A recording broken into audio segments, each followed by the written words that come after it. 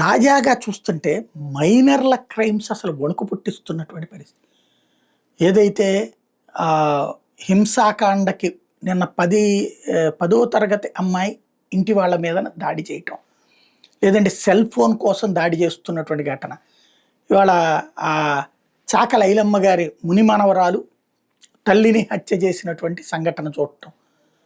అదే సందర్భంలో ఇదొక వేరే అంశం.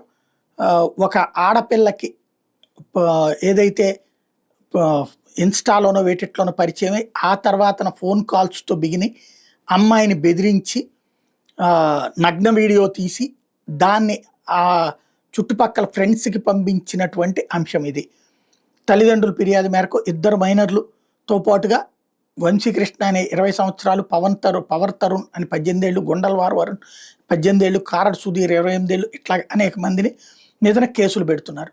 వీళ్ళు కూడా పోనీ ఏమన్నా విపరీతమైన పరిపక్వత ఉన్నటువంటి వాళ్ళు అంటే కాదు. ఇదేమో ఆదిలాబాద్ జిల్లా గుడిహత్నూరు మండల పరిధిలోని ఒక గ్రామానికి చెందిన బాలుడు 16 ఏళ్ల అబ్బాయి సోషల్ మీడియాలో 16 ఏళ్ల అమ్మాయికి దగ్గర చేసినటువంటి బెదిరింపు, దారుణం.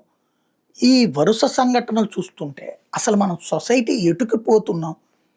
ఇదివరకు చిన్నపిల్లలకి క్రైమ్ అంటేనే చెప్పని దశ నుండి, సెక్స్ అంటేనే తెలియనివ్వని దశ నుండి, ఈవెన్ పెళ్ళిళ్ళ తర్వాత కూడా అదే అనేవాళ్ళు అనమాట. డైరెక్ట్గా బెడ్రూమ్లో పంపి తాళకేం తెలిసి వచ్చుద్ది, కాస్త ఏదైనా చెప్పండి రా అని. పెద్దోళ్ళు ఏం చెప్తారు, వాళ్ళు సిగ్గు. ఆ తర్వాత అట్లా కాపురాలు కూలిపోయినాయని కూడా చెప్తుండేవాళ్ళు. ఇప్పుడేమో సెక్స్ గురించి చిన్నప్పటి నుంచినే తెలిచేస్తుంది. దాంతోపాటు ఇప్పుడు సినిమాల్లో 4వ తరగతి లవ్వులు, 5వ తరగతి లవ్వులు, 10వ తరగతి లవ్వులు, 9th క్లాస్ లవ్వులు ఇట్లాంటివి పెట్టేస్తున్నారు. ఇక అప్పటి నుంచినే అమ్మాయిల్ని చూసే దృక్పథంలో, అమ్మాయిలు చూసే దృక్పథంలో మార్పు వచ్చేస్తుంది. చివరికి దానికి తోడు ఈ క్రైమ్స్కి ఇన్ఫ్లుయెన్స్ అవుతున్నారు. అంతకు మించి వేరేగా ఏం కనిపించట్లా.